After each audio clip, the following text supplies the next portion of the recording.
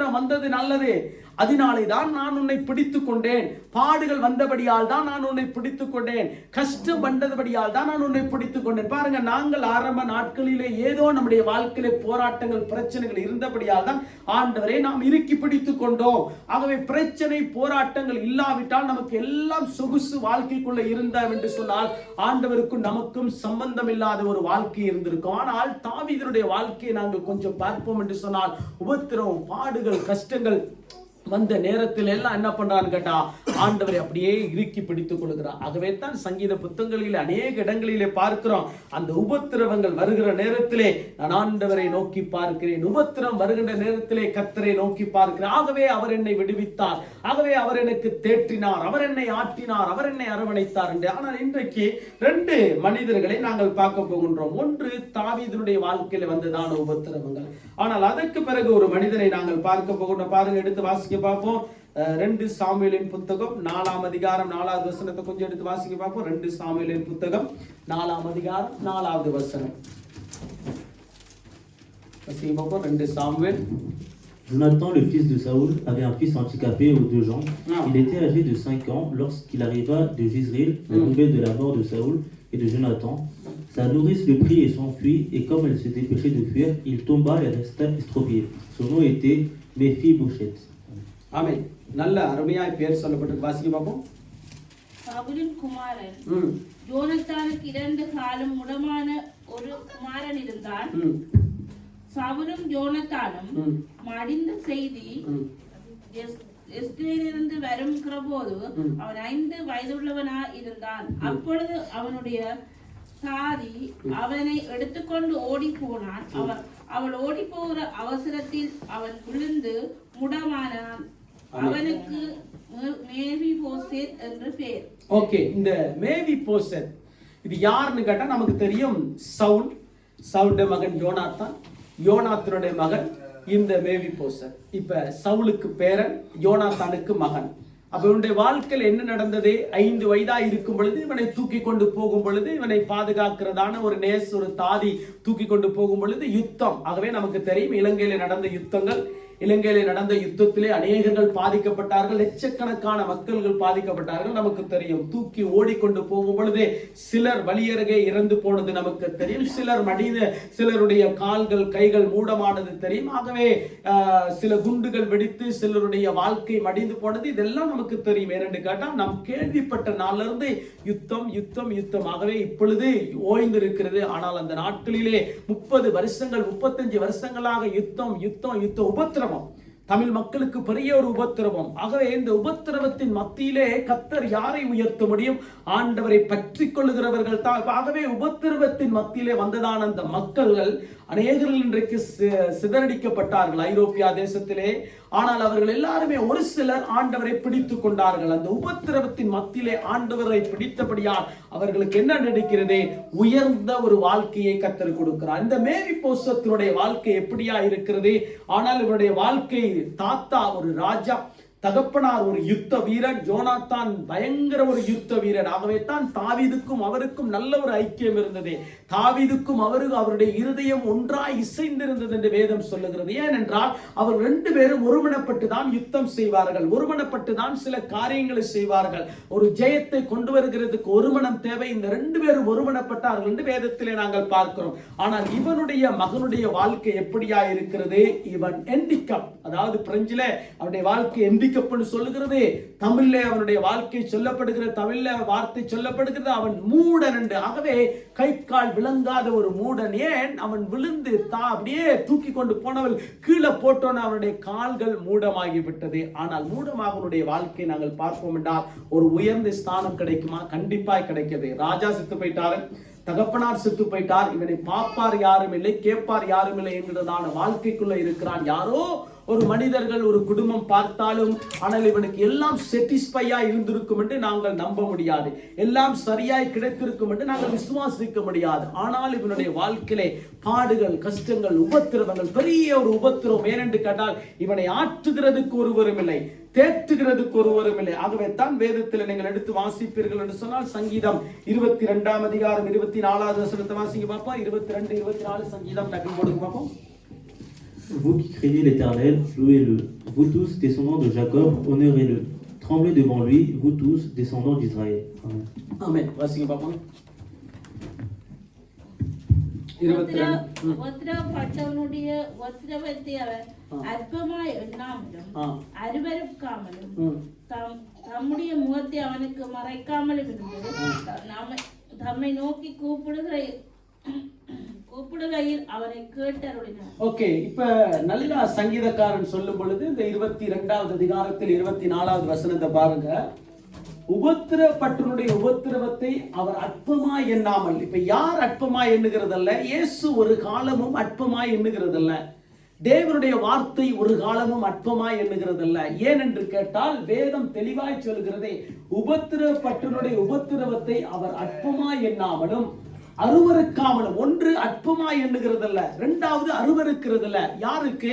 மனிதர்களுக்கு உபத்திரம் வரும் பொழுது, பிள்ளைகளுக்கு உபத்திரம் வரும் பொழுது, கஷ்டங்கள் வருகின்ற பொழுது, வேதனைகள் வருகின்ற பொழுது, துன்பங்கள் வருகின்ற பொழுது ஆண்டவர் என்ன பண்றான்னு கேட்டா அதை அற்பமாய் எண்ணுகிறதல்ல. நல்ல ஒரு காரியம் பாருங்க, அற்பமாய் எண்ணாமலும் அருவருக்காமலும். இப்ப இது ரெண்டும் செய்யறது யாரு? மனிதர்கள். உபத்திரம் வரும் பொழுது என்ன செய்யும் உலகத்து மக்கள்? என்ன பண்ணுவார்கள்? அவர்கள் ரெண்டு காரியங்களை சொல்வார்கள். ஒன்று, அவர்கள் அருவருப்பார்கள்.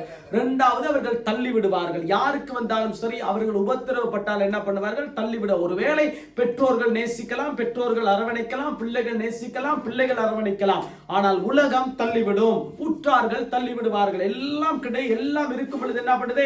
அரவணைப்பார்கள். எல்லா சுகம் இருக்கும் பொழுது, பணம் இருக்கும் பொழுது, பதவி இருக்கும் பொழுது என்ன பண்ணுவார்கள்? இது உலகம், ஆகவே ஏற்றுக்கொள்வார்கள். இது எல்லாம் கொஞ்சம் கொஞ்சமா போகும் பொழுது என்ன நடக்கிறது?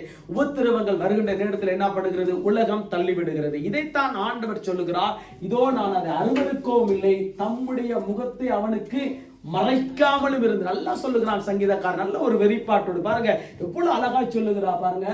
முகத்தை அவனுக்கு மறைக்காமலும் இருந்து தம்மை நோக்கி அவன் கூப்பிடுகையில் அவனை கேட்டருளினார்.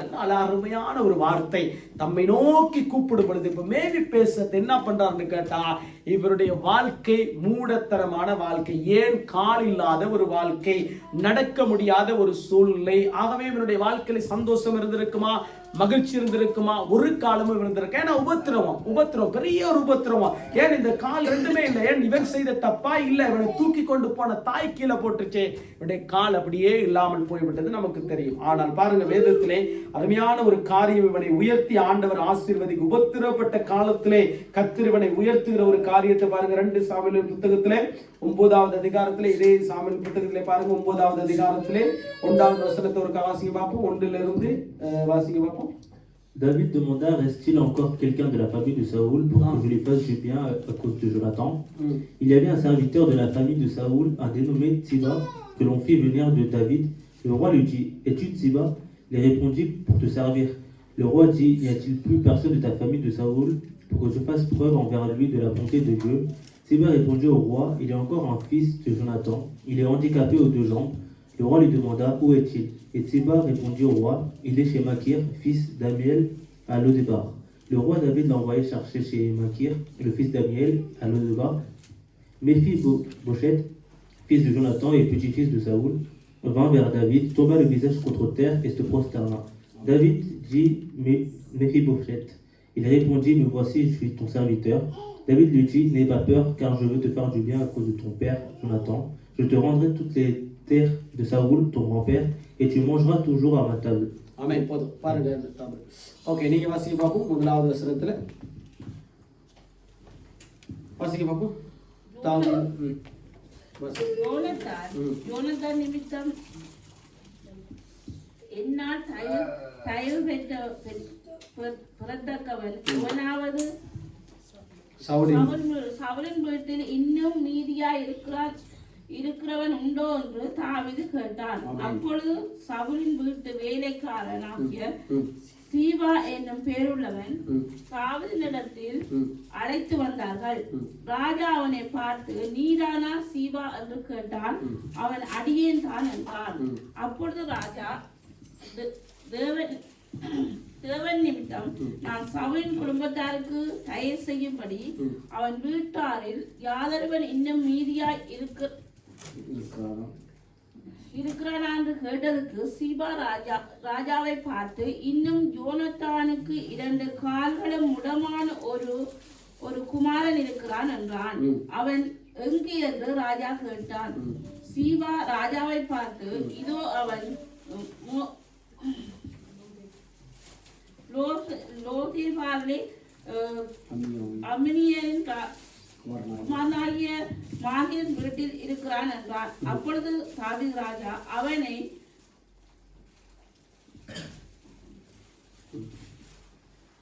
லோதேபாரிலிருந்து அமியாவின் குமாரனாகிய மாகீரின் வீட்டிலிருந்து அழைப்பித்தார்.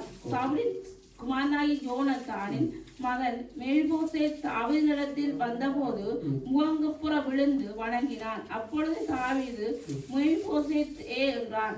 அவன், இதோ அடியேன் என்றான். தாவீது அவனை பார்த்து, நீ பயப்படாதே. இப்ப இதான் முக்கியமான ஒரு சம்பவம், நல்லா கவனிக்கணும். இப்ப தாவீதுக்கு ஒரு காரியம் வருகிறது. தாவீதுக்கு எப்படியாவது யோனாத்தனுடைய குடும்பம் சவுலுடைய குடும்பத்துக்கு ஒரு உதவி செய்ய வேண்டும். ஆகவே அவருடைய குடும்பத்தை தள்ளிவிடவில்லை, அவருடைய குடும்பத்தை அவர் அவமதிக்கவில்லை. ஆனால் யுத்தங்கள் வந்தது, 2 குடும்பத்துக்கு யுத்தங்கள் வந்தது, போராட்டங்கள் வந்தது. இதெல்லாம் வேதம் நமக்கு காண்பித்து கொடுத்திருக்கிறது. ஆனால் இவர் ஒரு காரியத்தை சொல்கிறார், யோனாத்தானின் நிமித்தம் ஒரு மனிதனுக்கு நான் ஏதோ ஒரு காரியத்தை செய்ய வேண்டும். ஆகவே அதைத்தான் அங்கே சவுலுடைய வாழ்க்கையில நாங்கள் பார்க்கின்றோம். இந்த காரியம் இல்லை. ஆனால் தாவீதுடைய வாழ்க்கையில என்ன காரியம் இருந்தது? ஏன் உபத்திரவப்பட்டதான இந்த மகனுக்கு உதவி செய்ய வேண்டும், பாடுள்ள மகனுக்கு உதவி செய்ய வேண்டும். ஆகவே இவனுக்கு ஆற்றுவார் தேற்றுவார் இல்லாததான இந்த மகனுக்கு உதவி செய்ய வேண்டும் என்று சொன்ன உடனே இப்ப யாராவது இன்றைக்கு பாருங்க, யோனாத்தனுடைய குடும்பத்தில் யாராவது இருக்காங்களா, இல்ல சவுல்ட பரம்பரையில யாராவது இருக்காங்களா?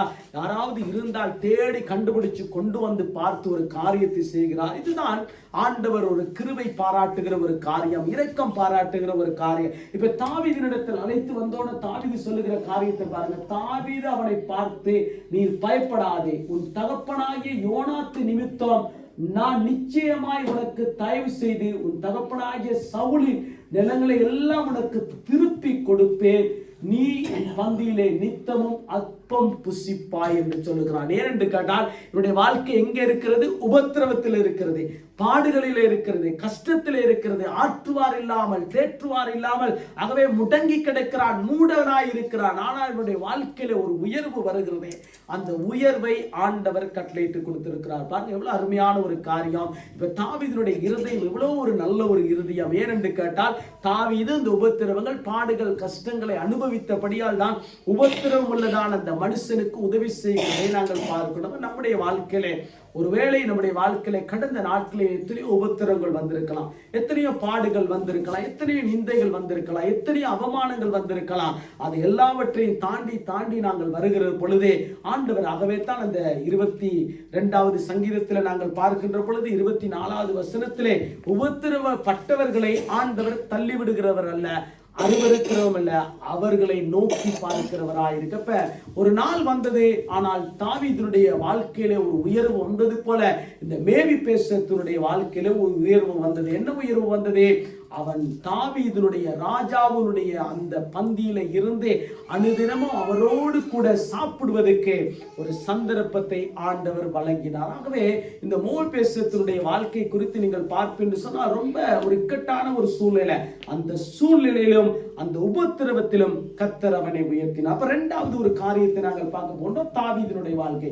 தாவீதினுடைய காரியத்தை ஒரு தாவீதினுடைய காரியத்தை நாங்கள் பார்க்கின்ற பொழுது தாவீதினுடைய அந்த சம்பவம் நமக்கு தெரியும். பாருங்க, சாமுவேல் 1 சாமுவேலின் புத்தகத்திலே 17வது அதிகாரத்திலே நீங்கள் முழுமையாய் தாவீதினுடைய காரியத்தை நீங்கள் படித்திருப்பீர்கள். ஆனால் இங்க 1 சாமுவேல் புத்தகத்திலே 17வது அதிகாரத்திலே நீங்கள் பார்ப்பீர்கள் சொன்னா 15வது வசனத்திலே இருந்தே தாவீதினுடைய சம்பவம் போடப்பட்டிருக்கிறது நமக்கு தெரியும். இப்ப தாவீதினுடைய வாழ்க்கை நாங்கள் பார்ப்போம் என்று சொன்னால், ஒன்று தகப்பன் வீட்டால ஒரு உபத்திரவம் வருது, சகோதரர்களாக உபத்திரவம் வருகிறது. 2வது அவனுடைய வாழ்க்கையில சவுலின் நிமித்தம் ஒரு உபத்திரவம் வருகிறது. ஏனென்று கேட்டால் சவுல் எப்ப பார்த்தாலுமே அவரை கொல்ல வேண்டும், எப்ப பார்த்தாலுமே ஈட்டியும் கையுமா, எப்படா அவனை போட்டு தள்ளணும், எப்படா அவனை கொல்லணும், தாவீதை எப்படா மடங்கடிக்கணுங்கிறதான ஒரு நோக்கத்தோடு கூட சவுல் ஓடிக்கொண்டிருக்கிறார். இன்னொரு பக்கத்துல பார்க்கும் பொழுது அவனுடைய தகப்பனார் சகோதரர்கள் அவனுக்கு உபத்திரவம். ஏனென்று கேட்டால் அவனை கண்டு கொள்ளவில்லை, அவனை பார்க்கவில்லை, அவனை அப்படியே கண்டு கொள்ளாத ஒரு மகனை போல அவனை விட்டு விட்டார்கள் என்று நமக்கு தெரியும். பாருங்க இந்த வசனம் சொல்லுகிறதே, வாசிங்க பார்ப்போம். தமிழ்ல வாசிங்க, பிரெஞ்சுல வாசிங்க. தம்பி இருக்கா? தாவீது Quant à David, il faisait le va-et-vient, quittant Saoul pour garder les brebis de son père à Bethléem. Le Philistin s'avançait matin et soir, il se présenta assis pendant 40 jours. Isaïe dit à son fils David, prends pour tes frères cette mesure de grains rôtis et ces 10 pains, et cours au camp vers tes frères. Porte aussi ces 10 fromages au chef de leurs milliers. Tu verras si tes frères se portent bien, et tu m'en apporteras une preuve de leur part. Ils sont avec Saoul et tous les hommes d'Israël dans la vallée d'Éla. Ils font la guerre aux Philistins. David se leva du bon matin, il laissa les brebis à un gardien, prit ses affaires et partit, comme Isaïe le lui avait ordonné. Lorsqu'il arriva au camp, l'armée était en marche pour se ranger en ordre de bataille et poussait des cris de guerre. தாவீது சவுலை விட்டு திரும்பி போய் பெத்லெகேமில் இருக்கிற தன் தகப்பனுடைய ஆடுகளை மேய்த்துக் கொண்டிருந்தான். அந்த பெலிஸ்தன் காலையிலும் மாலையிலும் 40 நாள் வந்து நிற்பான்.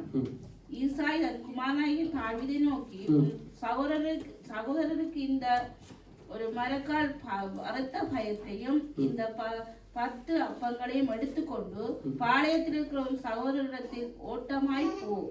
இந்த 10 கட்டிகள் 1000 பேருக்கு அதிபதியானவரிடத்தில் கொடுத்து சகோதரர் சுகமாய் இருக்கிறார்களா என்று விசாரித்து அவர்களிடத்தில் அடையாளம் வாங்கி கொண்டு வா என்றான். அப்பொழுது சவுல் அவர்களும் இஸ்ரவேல் எல்லாரும் ஏலா பள்ளத்தாக்கிலே பெலிஸ்தரோடு யுத்தம் பண்ணி கொண்டிருந்தார்கள். தாவீது அதிகாலையில் எழுந்து ஆடுகளை காவலாளி வசமாய் விட்டு ஈசாய் தனக்கு கற்பித்தபடி எடுத்துக்கொண்டு போய் ரதங்கள் இருக்கிற இடத்தில் வந்தான். சேனைகள் அணி அணியாய் நின்று யுத்தத்துக்கு என்று ஆர்ப்பரித்தார்கள். ஓகே, போதும். இந்த சம்பவம் நமக்கு அடிக்கடி வாசித்திருக்கிறோம், அடிக்கடி தேவ செய்தியும் கேட்டிருக்கிறோம். நல்லா கவனிக்கணும். இப்ப தாவீதுடைய வாழ்க்கை புறக்கணிக்கப்பட்ட வாழ்க்கை, தள்ளப்பட்ட ஒரு வாழ்க்கை நமக்கு தெரியும். ஆகவே தாவீதை ஏற்ற சமயத்திலே கர்த்தர் உயர்த்தினார். காரணம் என்னவென்று கேட்டால் ஆண்டுடைய கரத்திலே அவர் அடங்கி இருந்தபடியால். ஆடு மேய்க்கின்ற நேரத்தில் பாருங்க, அந்த ஆடு மேய்க்கும் பொழுதே அவருடைய வாழ்க்கை. ஆகவே தான் அந்த 23வது சங்கீதத்தை அடிக்கடி நாங்கள் தியானிக்கிறோம், அடிக்கடி வாசிக்கிறோம். ஏனென்று கேட்டால் அவருடைய வாழ்க்கை ஒரு அற்பமான ஒரு வாழ்க்கை. ஆகவே ஒரு அப்பையும் குப்பையும் தூசியுமான ஒரு வாழ்க்கை, எளிமையான ஒரு வாழ்க்கை. ஆகவே அடிக்கடி சங்கீதத்தில் பார்க்கின்ற பொழுது பாருங்க, அந்த வசனங்கள் எல்லாமே கொண்டு வருவார். அப்படியே சங்கீத புத்தகங்களை தாவீது எழுதின சங்கீதத்தை வாசிக்கின்ற பொழுது ஒரு காரியத்தை சொல்லுவார், அப்பையும் குப்பையும் தூசியுமாய் இருந்தவேன் நான், ஆகவே எளிமையாய் இருந்தேன், ஆகவே என்னை கர்த்தர் உயர்த்தினார், நான் அவரை மறக்கவில்லை, நான் பள்ளத்தாக்கிலே நடந்தேன். இதெல்லாம் இந்த சங்கீதங்கள்லாம் நாங்கள் வாசிக்க வாசிக்க தாவீதுடைய வாழ்க்கையை நாங்கள் கற்றுக்கொள்கின்றோம். ஆனால் இங்கே தாவீதுடைய வாழ்க்கை உபத்திரவப்பட்டதான் அந்த வாழ்க்கையிலே. ஆகவே தான் கர்த்தர் என்ன பண்ணுகிறார், அவனை உயர்த்தி ஆசீர்வதிக்கிறார். உபத்திரவம் வருகின்ற நேரத்திலே ஆண்டவர் என்ன பண்ணுகிறார், உயர்த்தி ஆசீர்வதிக்க. இப்ப தாவீதுடைய வாழ்க்கை என்ன பண்ணுகிறது, ஆடு மேய்க்கிற ஒரு வாழ்க்கை. நமக்கு தெரியும் ஆடு மேய்க்கிறவருடைய வாழ்க்கை குறித்து நமக்கு நல்லாவே தெரியும். இப்ப ஆடு மேய்க்கிறவருடைய வாழ்க்கை எப்படி இருக்கும், ஒரு கிழிஞ்ச உடுப்பு, ஒரு நல்ல சாப்பாடு கிடைக்குமா, கண்டிப்பா கிடைச்சிருக்காது. நல்ல இடம் இருந்திருக்குமா, எங்கேயோ ஒரு ஹோட்டல போட்டு அப்படியே அந்த கூடாரம் போட்டு படுத்து கொண்டு தான் இருக்கணும். ஆனால் இங்கே நாங்கள் வாசிக்கின்ற பொழுது பாருங்க, இந்த கோலியாத்துடைய சம்பவம் நமக்கு அடிக்கடி நாங்கள் பார்த்திருக்கிறோம். ஆனால் அதை விட்டுட்டு நாங்கள் பார்க்கின்ற பொழுது 20வது வசனத்தை மாத்திரம் கொஞ்சம் தமிழ்ல வாசிங்க பார்ப்போம். அந்த ஆடு மேய்க்கிறது போடுங்க பார்ப்போம். தாவீது அதிகாலையில் எழுந்து ஆடுகளை காவலாளி வசமாய் விட்டு. இப்ப இவன் என்ன பண்ணுகிறான்னு கேட்டாக்க, இவன் யாருகிட்டையும் கொடுத்துட்டு போக முடியல. இந்த ஆடுகளை மேய்க்கிறான். ஆடுகளை மேய்க்கும் பொழுது என்ன நடக்கிறது, பாதுகாக்கிறது இவன் தான். ஆகவே பாதுகாக்கும் பொழுது இவனுடைய வாழ்க்கை எப்படியா இருக்கிறது, வேறொருவர் பாதுகாக்க முடியாது. இப்ப பாதுகாக்கிறதுக்கு என்ன பண்ணுகிறான் பாருங்க, அந்த வசனம் சொல்லுகிறது. நல்ல வாசிங்க. தாவீது அதிகாலையில் எழுந்து ஆடுகளை காவலாளி வசமாய் விட்டு, காவலாளி வசமாய் விட்டு ஈசாய் தனக்கு கற்பித்தபடியே எடுத்துக்கொண்டு. இப்ப தகப்பன் ஒரு காலத்திலே தள்ளிவிட்டான், தகப்பன் ஒரு காலத்திலே வெறுத்தான். பிள்ளை இருக்கிறான்னு தெரியல. அபிஷேகம், சாமுவேல் அபிஷேகம் பண்ற நேரத்திலே பிள்ளை இருக்கிறான்னு என்னன்னே தெரியவில்லை. கடைசியா 8வது மகன் எங்கேயோ இருக்கிறார் என்று சொல்லக்கூடிய அளவுக்கு சாமுவேலா ஞாபகப்படுத்தினா தான் இவருக்கு ஞாபகம் வருகிறது. ஆனால் இங்கே ஒரு காரியம் நடக்கிறது பாருங்க. ஆகவே தான் நான் சொல்லுகிறேன், ஆண்டவர் நம்மை ஏற்கனவே முன்கூட்டியே நம்மை அனாதி தீர்மானத்தின்படி நம்மை அழைத்திருக்கிறார்.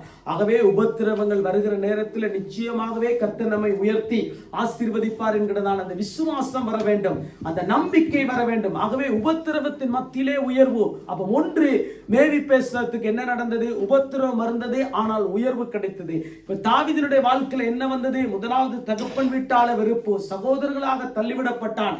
ஆனால் ஆண்டவர் தள்ளிவிடவில்லை. நல்லா கவனிக்கணும். இப்ப என்ன நடக்கிறது? காவலில வைத்து விட்டு பாருங்க, அடுத்து வாசிங்க பார்ப்போம்.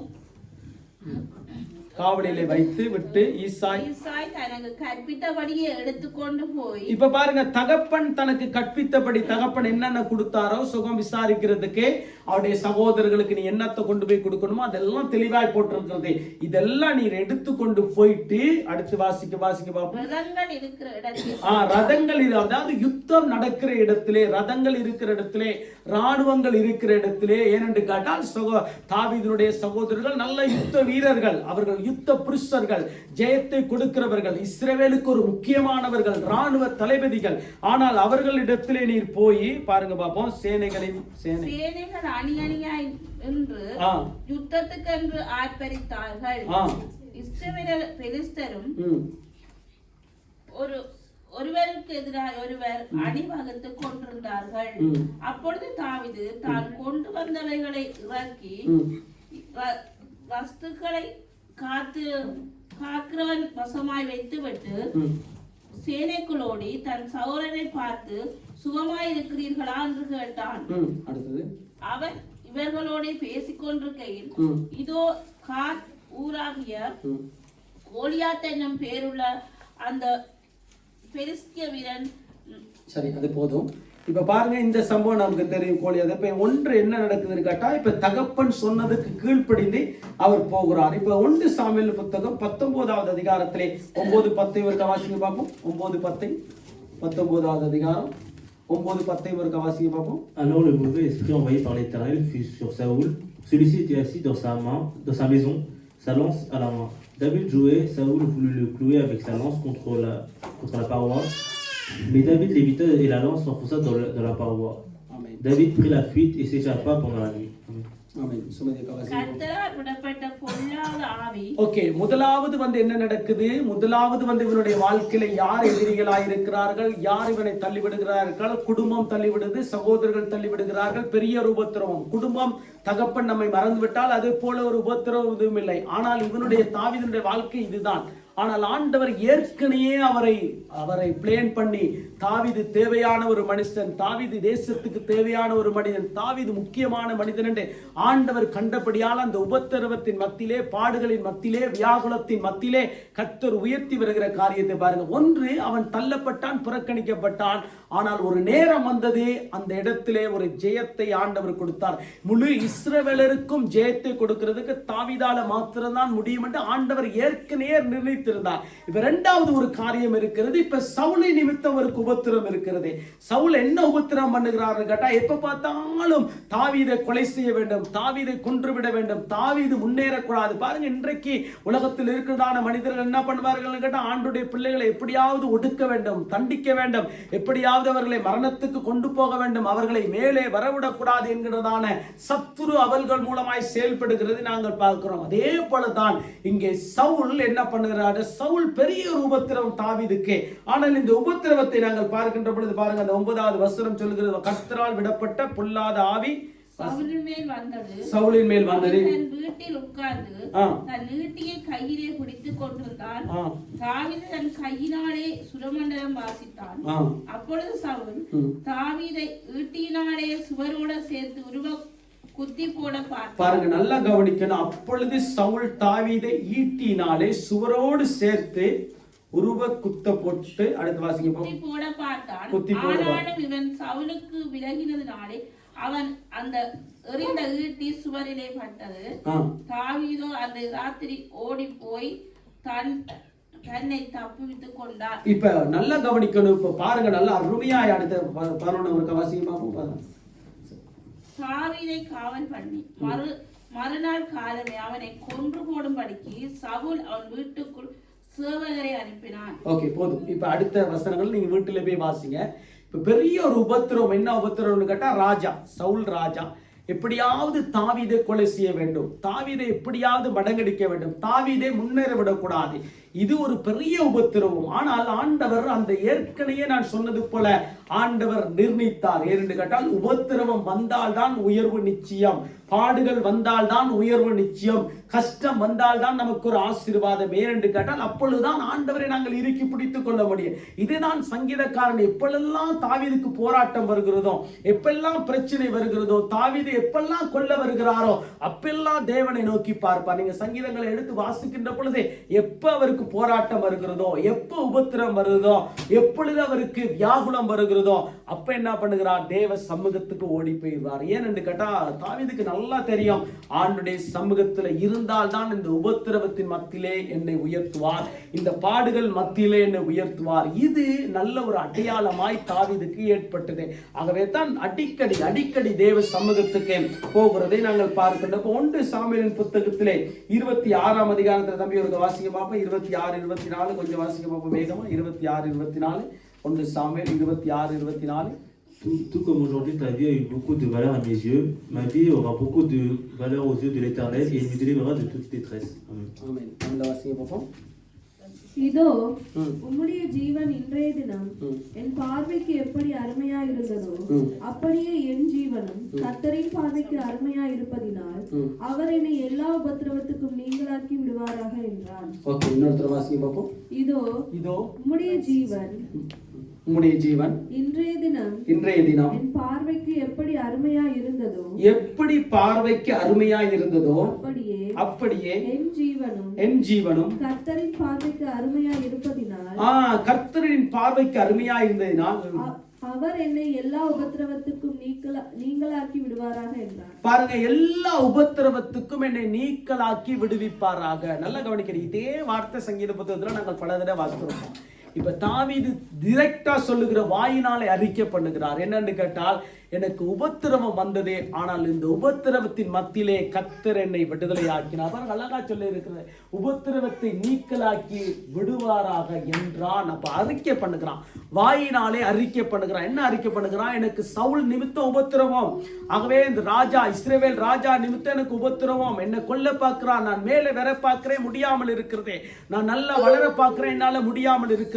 ஆகவே பெரிய ஒரு போராட்டம், உபத்திரவம். யாரு வந்து உபத்திரவம் கொடுத்தாலும் பரவாயில்ல, இப்ப ராஜாவே நேருக்கு நேர் மோதும் பொழுது ரொம்ப கஷ்டம். ஆகவே நாட்டை ஆளுகை செய்கிற ராஜாவே விரோதியா இருக்கும் பொழுது கஷ்டம், எங்கு போனாலும் பிடித்துவார்கள், நல்லா தெரியும். ஆனால் ஆண்டவர் என்ன பண்ணுகிறார்? அந்த உபத்திரவத்தின் மத்தியிலே தாவீதை உயர்த்தினார் என்று வேதத்திலே நாங்கள் பார்க்கணும். ஆகவே இந்த தாவீதுக்கு வந்த உபத்திரவம், பாடுகள், கஷ்டங்கள், பெரிய ஒரு கஷ்டம், பெரிய ஒரு உபத்திரவம். ஆனால் கடைசியிலே அவனுடைய வாழ்க்கை பார்க்கின்ற பொழுதே நல்ல ஒரு ஆசீர்வதிக்கப்பட்ட மனிதன் மாத்திரமல்ல, நல்ல ஒரு ராஜாவாக வாழ்ந்தது மாத்திரமல்ல, ஆண்டவருடைய இருதயத்துக்கு ஏற்றவன் என்று வேதம் நமக்கு காண்பித்துக் கொடுக்கிறது. நல்ல அருமையான ஒரு சம்பவம். 119வது சங்கீதத்திலே 66வது வசனத்தையும் 67வது வசனத்தை நீங்கள் வாசிப்பீர்கள் என்று சொன்னால், சங்கீதக்காரன் தெளிவாய் ஒரு அறிக்கை பண்ணுகிறார். ஒரு வார்த்தை பாருங்க. 119, 66, 67 தம்பி ஒரு வாசிக்க பார்ப்போம். 119, 66, 67. Enseigne-moi le bon sens et l'intelligence, car je crois à tes commandements. Avant d'avoir été humilié, je m'égarais. Maintenant, j'observe ta parole. Amen. Amen. தமிழ்ல வாசிக்க பார்ப்போம். உத்தம நிதானிப்பையும் அறிவையும் எனக்கு போதித்தருளும் உம்முடைய கற்பனைகளின் பேரில் விசுவாசமாய் இருக்கிறேன். இப்பதான் சங்கீதக்காரன் அந்த 71வது வசனத்துல பார்த்தோம், இதோ உபத்திரவப்பட்டது நல்லது, அதனாலே உம்முடைய பிரமாணங்களை கற்றுக்கொண்டேன். இதே அதிகாரத்துல சொல்லப்படுகிற ஒரு வார்த்தை பாருங்க, இதோ உம்முடைய ஜீவன். அடுத்த அந்த வசனத்தை வாசிக்க வைப்பான்னு சொன்ன வசனத்தை நான் 66 வாசிக்க வைப்போம். உத்தம நிதானிப்பையும் அறிவையும் எனக்கு போதித்தருளும். நல்லா கவனிக்கணும். இப்ப என்ன பண்ணுகிறாரு? நல்ல அருமையாய் சொல்லுகிற ஒரு காரியம், உத்தம நிதானிப்பையும் அறிவையும் எனக்கு போதித்தருளும் உம்முடைய கற்பனைகளின் பேரில் விசுவாசமாய் இருக்கிறேன். பாருங்க, உம்முடைய கற்பனைகளின் பேரில் விசுவாசமாய் இருக்கிறேன். நல்லா உம்முடைய கட்டளைகளினாலே உம்முடைய பிரமாணங்களினாலே நான் எப்படியா இருக்கிறேன்? விசுவாசமா இருக்கிறேன். ஏனென்று கேட்டால் எனக்கு உபத்திரவம் இருக்கிறதே, குடும்பத்தில் உபத்திரவம், ஆகவே சுற்றி இருக்கிறவர்கள் மத்தியிலே எனக்கு உபத்திரவம். இப்ப தாவீதுக்கு குடும்பத்தில் உபத்திரவம், ராஜா கிட்ட உபத்திரவம், சுற்றி இருக்கிறவர்கள் தேசத்திலே உபத்திரவம். ஆனால் அந்த ரீதியில சொல்லப்படுகிற ஒரு வார்த்தை என்ன வார்த்தையா இருக்கணும்? நம்முடைய வாயிலிருந்து வருகிற வார்த்தை. ஆகவே உபத்திரவம் கஷ்டம் தானே, எல்லாருக்கும் வருது, ஆகவே நமக்கும் வருகிறதே என்று சொல்லாதபடிக்கு இப்ப வேதம் நமக்கு காண்பித்து கொடுக்கிற ஒரு காரியம். நல்லா பாருங்க, அந்த வசனம் சொல்லுகிறது பாருங்க, நான் உபத்திரப்படுவதற்கு முன் வழி தப்பி நடந்தேன். அப்ப என்ன, எனக்கு உபத்திரம் வருகின்ற நேரத்திலே நான் தப்பி தப்பி பிழைத்து போகிறேன். எதினால் பிழைத்து போகிறேன்? ஆண்டுடைய கிருபையினாலே பிழைத்து போகிறேன். எதினால் பிழைத்து போகிறேன்? ஆண்டுடைய பிரசன்னத்தினாலே பிழைத்து போகிறேன். எதினால் நான் பிழைத்து போகிறேன்? என்னுடைய வாயினாலே நான் அறிக்கப்படுகிற விசுவாச வார்த்தையினாலே.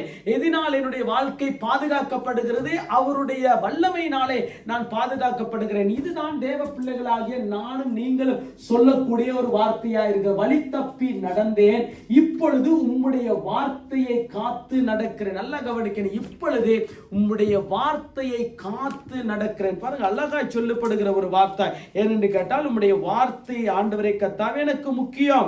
ஆனபடியால் உம்முடைய வார்த்தையினால பாருங்க 66 தான் நல்ல தெளிவா சொல்லியிருக்கு. 66 அடிக்கடி நாம் அந்த தியானிக்க வேண்டும். 66வது வசனத்தை அடிக்கடி நாங்கள் அதை அறிக்கை பண்ண வேண்டும். ஏனென்று கேட்டால் அதை நான் விசுவாசிக்கிறேன், முழுமையாய் நான் விசுவாசிக்கிறேன். ஆகவே தான் அந்த முழுமையாய் நான் உபத்திரப்பட்டதை அறிய எனக்கு அந்த வசனத்தை போட்டு பார்ப்போம். உத்தம நிதானமாய் அறிவே எனக்கு உத்தம நிதானிப்பையும் உத்தம நிதானிப்பையும் அறிவையும் எனக்கு போதித்தருளும் உம்முடைய கற்பனைகளின் பேரில் விசுவாசமா. இப்ப இத மாத்திரம் நாங்க பார்ப்போம். உம்முடைய கற்பனைகளின் பேரிலே விசுவாசமா இருக்கிறேன். அப்ப விசுவாசமா இருக்கிறேன். உம்முடைய கற்பனைகளின் பேரிலே நீர் சொன்ன பிரமாணம் எனக்கு என்ன சொல்லப்பட்டிருக்கிறது? எனக்கு கொடுத்த பிரமாணம் என்ன? எனக்கு கொடுத்த ஆசீர்வாதமான வசனம் என்ன? என்னை தேற்றுகிற வசனம் என்ன? என்னை ஆற்றுகிற வசனம் என்ன? இதிலே நான் முழு நிச்சயமாக நான் விசுவாசிக்கிறேன். ஆனபடியால் என்னுடைய வாழ்க்கையில என்ன இருக்கிறது? நிச்சயமாகவே உபத்திரவத்தின் காலத்திலே உயர்வு இருக்கிறது. உபத்திரவம் வர வர என்ன அடையாளமாய் இருக்கிறது? எனக்கு உயர்வு இருக்கிறது. ஆகவே பாடுகள் வர வர என்ன இருக்கிறது? எனக்கு உயர்வு இருக்கிறது. சவுல் நிமித்தம் எனக்கு உபத்திரம் இருக்கிறது, ஆனால் எனக்கு உயர்வு இருக்கிறது. சகோதரர்கள் நிமித்தம் எனக்கு உபத்திரம் இருக்கிறது. சகோதரர்கள் சொன்னா, ஏனப்பா இங்க வந்த? இங்க வர வேண்டிய அவசியம் இல்ல, இங்க என்னத்துக்கு வந்த? அவன் சகோதரன் கேட்கிறான், அந்த யுத்தம் நிக்கிற இடத்துக்கு போயிட்டு அவனை சுகம் விசாரிக்கிறதுக்கு கட்டி அணைச்சு முத்த கொடுக்க போகும் பொழுதே ஒரு தள்ளுதல். ஏன்னா நீ வேணாம், ஆகவே நீ ஆடு மேய்க்கிறவன், நீ கடைசியா நீ தேவைப்படாத மனுஷன் என்று தள்ளி தள்ளி விடுகிறான். ஆனால் அவனை வைத்துதான் ஆண்டவர் ஜெயத்தை கொடுத்தார். தாவீதை வைத்துதான் இஸ்ரவேல் ஜனங்களுக்கு ஒரு ஜெயத்தை கட்டளையிட்டார். காரணம் உபத்திரவம். ஆனால் அந்த உபத்திரவத்தின் மத்தியிலே பெரிய ஒரு உயர்வை கொடுத்தார். ஆகவே நம்முடைய வாழ்க்கையில உபத்திரவங்கள் கஷ்டங்கள் வருகிற நேரத்திலே எப்பெல்லாம் இந்த வார்த்தைகளை நாங்கள் இறுக்கி விசுவாசத்தோடு பிடிக்கிறோமோ, ஒரு நம்பிக்கையோடு கூட பிடிக்கிறோமோ, நம்முடைய வாழ்க்கையில உயர்வை கர்த்தர் நிச்சயமாக நமக்கு கட்டளையிட்டு கொடுப்பார். இப்ப யோவான் எழுதின சுவிசேஷத்திலே கடைசியா இயேசு கிறிஸ்து நமக்கு காண்பித்து கொடுத்திருக்கிறார். 16வது அதிகாரத்திலே 33வது வசனத்தை கொஞ்சம் வாசிக்க தம்பி பார்ப்போம், நேரம் போகுது. 16:33 வாசிக்க பார்ப்போம். Afin que vous ayez la paix en moi, vous aurez de tribulations dans le monde, mais prenez courage, j'ai vaincu le monde. Amen. Amen. வாசிங்க சோதிக்கா. சிந்தி வாசிங்க 16:33. யோவான் எழுதின சுவிசேஷம் 16:33. என்னிடத்தில் உங்களுக்கு சமாதானம் உண்டாயிருக்கும் பொருட்டு இவைகளை உங்களுக்கு சொன்னேன்.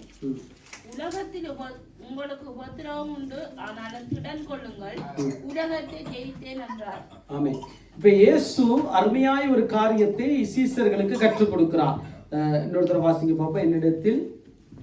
என்னிடத்தில் உங்களுக்கு சமாதானம் உண்டாயிருக்கும் பொருட்டு என்னிடத்தில் உங்களுக்கு சமாதானம் உண்டாயிருக்கும் பொருட்டு இவைகளை உங்களுக்கு சொன்னேன். ஏனென்றால் இவைகளை நான் உங்களுக்கு சொல்லுகிறேன். அநேக உபதேசங்களை நான் சொல்லியிருக்கிறேன், அநேக வாக்குத்தத்த வார்த்தைகளை உங்களுக்கு காண்பித்து கொடுத்திருக்கிறேன், உங்களை ஆற்றியிருக்கிறேன், தேற்றியிருக்கிறேன், சுகம் கொடுத்திருக்கிறேன், விடுதலை கொடுத்திருக்கிறேன். ஆகவே என்னுடைய சமாதானத்தை உங்களுக்கு கொடுத்திருக்கிறேன். ஆனால் அது இருக்கட்டும். இன்னொரு பக்கத்திலே வாசிக்க பார்ப்போம். சொன்னேன், உலகத்தில் உங்களுக்கு உபத்திரவம் உண்டு. ஆனால் ஒன்றை ஆண்டவர் காண்பித்து கொடுத்தார். ஏனென்று கேட்டால் உலகத்திலே உங்களுக்கு உபத்திரவம் உண்டு. ஏனென்று கேட்டால் சத்தியத்தின்படி வாழுகிறவர்களுக்கு என்ன நடக்கும்? உபத்திரவம் உண்டு. நீதியின்படி வாழுகிறவர்களுக்கு என்ன உண்டு? உபத்திரவம் உண்டு. ஆகவே ஆண்டவருக்காக நான் இதோ 100% சரியாய் வாழ நினைக்கிறேன், விசுவாசத்தோடு கூட வாழ நினைக்கிறவர்களுக்கு என்ன உண்டு? உபத்திரவம் உண்டு. ஆகவே தான் அந்த உபத்திரவத்தை ஆண்டவர் ஏற்கனவே சொல்ல. ஏனென்று கேட்டால் உலகத்திலே உங்களுக்கு உபத்திரவம் உண்டு, ஆனால் திடன் கொள்ளுங்கள். ஒன்று சொல்லுகிறார், அந்த உபத்திரவம் மாத்திரம் உங்களுடைய வாழ்க்கையில் அல்ல, நீங்கள் திடன் கொள்ள வேண்டும், அதை நீங்கள் மேற்கொள்ள வேண்டும். தாவீதுடைய வாழ்க்கையிலே அதை மேற்கொண்டபடியால் தான் உயர்ந்த ஸ்தானத்துக்கு போனார். மேவிபோசேத்துடைய வாழ்க்கையில் எங்கேயோ ஒரு மூல முடுக்கல இருந்தால், நேரம் வந்தது, காலம் வந்தது, அப்படியே 2 காலும் மூடவனாய் இருந்தால் நடக்கக்கூடிய சூழ்நிலையில ஒரு தள்ளப்பட்ட ஒரு வாழ்க்கை, வெறுக்கப்பட்ட ஒரு வாழ்க்கை, அரவணைக்காத ஒரு வாழ்க்கை, அப்படியே அவனுடைய வாழ்க்கை ரொம்ப ஒரு இக்கட்டான ஒரு சூழ்நிலையில் இருந்த பொழுதிலே ஆண்டவர் நினைத்தார், தாவீது மூலமாக அவனுக்கு அடைக்கலம் கிடைத்தது. ஆனால் தாவீதுடைய வாழ்க்கையில பாருங்க, அடைக்கலம் தேடி போகக்கூடிய அளவுக்கு அவனுக்கு இருந்தாலும், ஆனால் அதெல்லாம் அவன் போகவில்லை. தேவ சமூகம்தான் அடைக்கலம், தேவ சமூகத்தில் இருந்தாதான் எனக்கு ஒரு பாதுகாப்பு. அதுதான் அவருடைய வாழ்க்கையில உயர்வுக்கு அடையாளம். அதுதான் அந்த உபத்திரவ காலத்திலே கர்த்தரவனை உயர்த்தினதுக்கு அடையாளம் என்னவென்று கேட்டால் தேவ சமூகத்திலே இருந்தார். அப்போ உபத்திரம் வந்த பொழுது என்ன? தேவ சமூகத்துக்கு கொடுப்பு. இதை தான் இயேசு கிறிஸ்து புதிய ஏற்பாட்டிலே நமக்கு சொல்லிக் கொடுத்துகிற காரியம் என்னவென்று கேட்டால், புதிய ஏற்பாட்டினுடைய சபைகளுக்கு, புதிய ஏற்பாட்டினுடைய விசுவாசிகளுக்கு ஆண்டவர் சொல்லுகிற ஒரு காரியம், உலகத்திலே உபத்திரவம் உண்டு, ஆனாலும் நீங்கள் திடன் கொள்ள வேண்டும். உலகத்திலே நீங்கள் ஜெயத்தை பெற்றுக் கொள்ள வேண்டும். ஏனென்றால் நான் உலகத்திலே இருந்தேன், உலகத்திலே ஜெயத்தை பெற்றுக் கொண்டேன். அப்ப இயேசு நமக்கு வழியை காண்பித்தார். இயேசு உபத்திரம் வரும் பொழுது, பாடு வரும் பொழுது அவர் வழியை நமக்கு காண்பித்து கொடுத்தார். இந்த காரியம் என்ன? கடைசியா இருக்க மட்டும். ஆகவே தான் வேதம் சொல்லுகிறது, முடிவு பரியந்தம் நிலைத்திருப்பவனே ரட்சிக்கப்படுவான். முடிவு கடைசி மட்டும் உபத்திரவம் வந்தாலும் நான் திடன் கொள்ளுவேன், உபத்திரவம் வந்தாலும் ஆண்டவர் என்னோடு கூட இருப்பார். இதை நாங்கள் மனதில் வைத்துக் கொண்டு விசுவாச பயணத்திலே நாங்கள் பயணிக்கின்ற பொழுதே அதை திடன் கொண்டே அந்த ஆசீர்வாதத்தை நாங்கள் பெற்றுக்கொள்ள முடியும். இப்ப அழகா இயேசு சொல்லிட்டு போன, அறவே உலகத்துல உங்களுக்கு உபத்திரம் இருக்கிறதே, சுற்றி இருக்கிறவர்கள் மத்தியில உங்களுக்கு உபத்திரம் இருக்கிறதே, ஆகவே பக்கத்து காரியங்களுக்குள்ள உங்களுக்கு உபத்திரம் இருக்கிறது, எப்படிப்பட்டாலும் உங்களுக்கு நெருக்கங்கள் வரும், ஆனால் நீங்கள் திடன் கொள்ளுங்கள். திடன் கொள்ள வேண்டிய யார் திடன் கொள்ள முடியும்? தேவ வசனத்தின் மேல் விசுவாசம் உள்ளவர்கள். யார் திடன் கொள்ள முடியும்? ஜெபத்திலே இருக்கிறவர்கள். யார் திடன் கொள்ள முடியும்? இயேசுவுக்காக 100% அவரையே நான் சார்ந்திருப்பேன் என்று இருக்கின்றவர்கள் தான் திடன் கொள்ள முடியும். அவர்களுக்கு தான் ஆண்டவர் சொல்லுகிறார், இதோ திடன் கொள்ளுங்கள், ஆனால் நான் உலகத்தை ஜெயித்தேன். அப்ப நாம் ஜெயிக்கத்தக்கதான ஒரு வாழ்க்கையை ஆண்டவர் நமக்கு கொடுத்தார். ஆகவே நம்முடைய வாழ்க்கையில இன்றைக்கு நம்முடைய வாழ்க்கையில பார்த்த ஒரு காரியம் என்னவென்று கேட்டால், உபத்திரவத்தின் காலத்திலே ஒரு உயர்வான ஒரு வாழ்க்கையை ஆண்டவர் நமக்கு கொடுத்திருக்கிறார். பாருங்க, ஒரு காலத்திலே நம்முடைய வாழ்க்கை ஆண்டவரை அறியாத காலத்திலே அடிக்கடி நம்முடைய வாழ்க்கையில ஞாபகம் வைக்க வேண்டிய ஒரு காரியம், ஆண்டவரை அறியாத காலத்திலே உபத்திரவம் இருந்துச்சு, பாடுகள் இருந்துச்சு, ஆற்றுவார் இல்லை, தேற்றுவார் இல்லை, அப்படியே நம்முடைய வாழ்க்கை கடந்து வந்து கொண்டிருச்சு. ஆனால் என்றைக்கு ஆண்டவரை ஏற்றுக்கொண்டோமோ அன்றைக்கு என்ன பண்ணுகிறதே, நமக்கு உபத்திரம் வருதே, வியாகுலம் வருதே, பாடுகள் வருகிறதே, ஆனால் ஆண்டவருடைய பாதத்தில் இருக்கிற பொழுது என்ன நடக்கிறது? நாங்கள் திடன் கொண்டு அப்படியே அந்த ஆசீர்வாதத்தை பெற்றுக்கொண்டு நடக்கிறவர்களாய் நாங்கள் மாறிவிடும். இதெல்லாம் ஆண்டவர் நமக்கு கொடுத்ததான ஒரு கிருபை, ஆண்டவர் நமக்கு கொடுத்ததான ஒரு தயவு. ஏன் என்று கேட்டால், மேவிபோசேத்துக்கே ஆண்டவர் கிருபை பாராட்டுவார் என்று சொன்னால் நமக்கு ஏன் அவர் கிருபை பாராட்ட மாட்டார்? தாவீதுடைய வாழ்க்கையில ஆடுகளை மேய்த்து கொண்டிருந்த அவனுடைய வாழ்க்கையில கர்த்தர் ஒரு உயர்ந்த ஸ்தானத்தை கொடுத்து முழு இஸ்ரவேலருமே போற்றத்தக்கதான ஒரு மனிதனாக கர்த்தர் மாற்றினார் என்று சொன்னால், நம்முடைய வாழ்க்கை கர்த்தர் அந்த உபத்திரவத்தின் மத்தியிலே வருகிற பொழுது உயர்ந்த ஸ்தானத்தை கொடுப்பார். ஆனால் 100% வேதத்தை விசுவாசிக்க வேண்டும், 100% ஆண்டவரையே சார்ந்திருக்க வேண்டும், 100% தேவ சமூகம் தான் எனக்கு முதலிடம் என்று நாங்கள் அவருடைய பாதத்தில் இருக்கின்ற பொழுதே கர்த்தர் நம்மை உயர்த்தி